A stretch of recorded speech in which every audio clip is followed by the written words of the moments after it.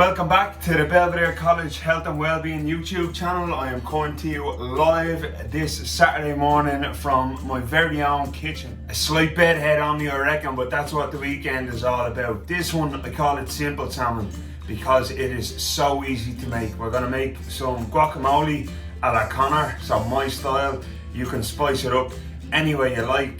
Smoked salmon and scrambled eggs on a little bit of brown bread, and it just hits the spot for a spring summer breakfast when you have that little bit more time on the weekend.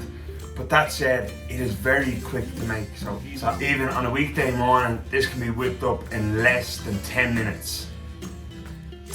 So first up, we've got our avocado sliced in half. Now we did have to slice that off screen just in case I opened the thing and it was black and blue. I would have to redo the whole video. So thankfully we have a nice ripe avocado, and we're going to get the full thing, the full avocado, into the bowl. Just in case anyone was unaware, do not eat that. You don't want any avocado trees growing inside you. Or who knows what happened, you might turn into a bleeding avocado. Anyway, avocado into the bowl. Alright, off we go. Next up, a key ingredient for myself is this lime juice. And I'm gonna squeeze the juice, of one full lime straight into the bowl.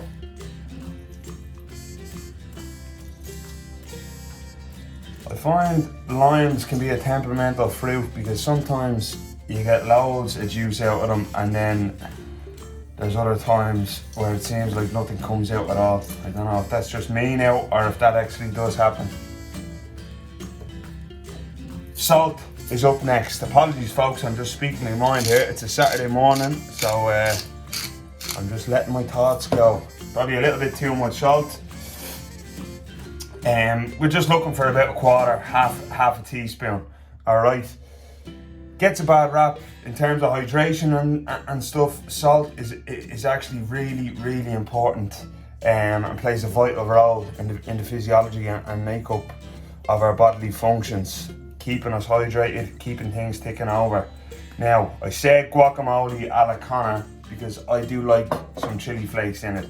If you can't handle the spice, just leave the chili flakes out. It's as simple as that. Something that does work well, it could be fresh garlic chopped up, fresh onion chopped up.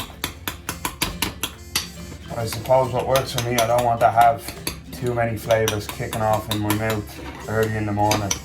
So I just keep, what is it, a 4 ingredient for the guacamole. My juice of the lime, obviously the avocados, the chili flakes, quarter to half a teaspoon of salt. And we will make that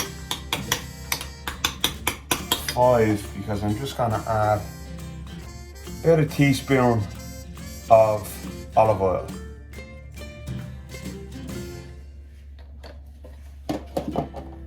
I'm going to mix this all about. I'm checking the time on the video.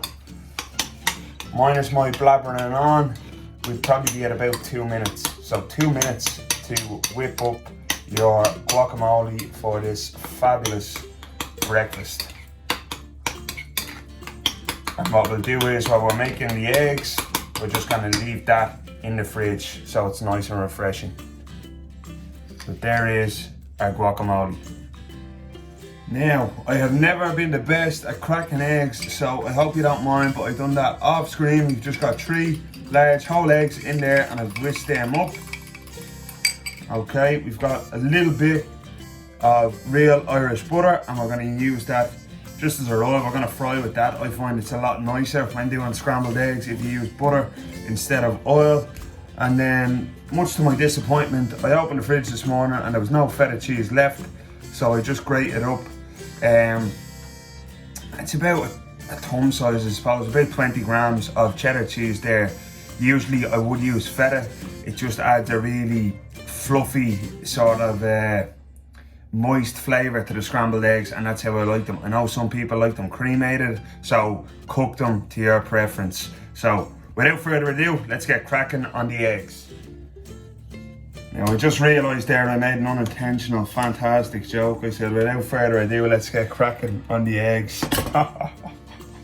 Anyway, we're gonna turn that heat up.